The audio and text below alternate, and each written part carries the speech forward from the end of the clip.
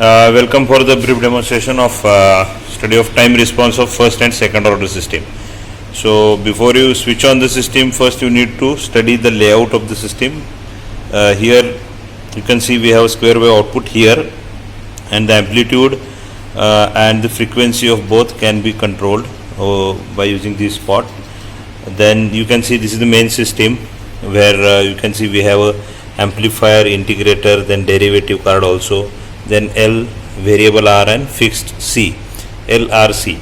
Then this is the output where you have to observe the output on the CRO.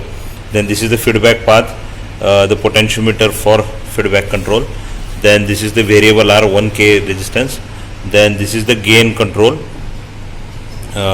potentiometer. Then this is the feedback path. Now you can see the sign changer, and again the feedback is going to the reference or summing point. So we can study at least 6 to 7 experiments in this kit. To start with, we can study a simple study of open loop first order system, open loop second order system, closed loop first order system with amplifier and integrator, then closed loop second order system with amplifier and integrator or only with amplifier. Apart from these 5 experiments, we can study P plus I plus D also for second order system like RLC with amplifier, with integrator, with derivative. So, and you can see that number of oscillations are decreased by the addition of derivative constant. So this is how you can study open loop as well as the closed loop system. Also we have provided a triangular waveform. So if you want to give a triangular waveform as a reference, you have to put a link across these 2 points and get the triangular waveform here, and you can patch it over here for a closed loop system. Now here right now I have patched a very simple open loop first order system. So whenever we take R and C only, that is called as a first order system, and it is an open loop because we are not going to connect anything in the feedback path. We have not used any amplifier, integrator, derivative also, just we are taking a square wave output and just we are putting it to R, and this is the C is already internally connected and we are getting the output over here. So you can see as the C is fixed, I am just varying the resistance or R value. As I am changing the resistance, you can see the time period is getting changed as per the change in the resistance value. So this is a typical first order open loop system. Now what I will do, I will just put it for second order system. First we saw first order open loop system. Now this is second order open loop system. So I have given the square wave input at L, inductance, then resistance, and then this is the capacitance. So LRC. So this becomes an open loop second order system. So in open loop second order system, what we can see is basically the main characteristics of the second order system. You can see with this waveform. So here we can see we can call it as I am going to change the R value.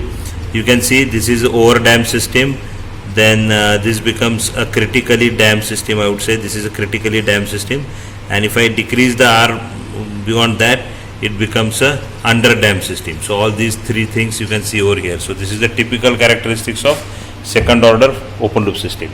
So after that, if I want to go for a closed loop system, then I have to remove square wave from here and I have to give it at a reference point over here. Then I will be taking the output directly from my amplifier. I am not using integrator right now, I am directly put it over here to L. Now as I am going to have a closed loop system, I will be taking this feedback path.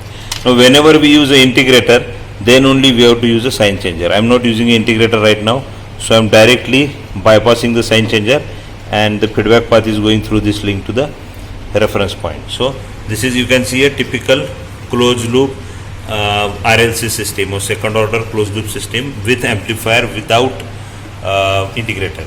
So always what we recommend is keep this potentiometer at maximum position. That is this is a 10K pot, and when we put this in a maximum, it becomes a unity gain, or it becomes 1 plus K. So it is a unity gain, and feedback also at maximum, so unity feedback. So these are the required settings, I would say, for this is the second order closed loop system. Now if I want to have a second order closed loop system with integrator, I'll be just putting the output of the amplifier to the input of the integrator. Then from output of the integrator I am giving it to the inductance or L. Now as I am using an integrator, I have to use compulsorily a sign changer. So I have to now give the feedback through the sign changer like this. It is coming to the sign changer, and from sign changer it is given to the reference. So this is the output of typical closed loop system with integrator with sign changer. So you can see now if I am changing the R value, the time response is totally different. You can see at least one peak of the oscillation and at least 3 oscillations.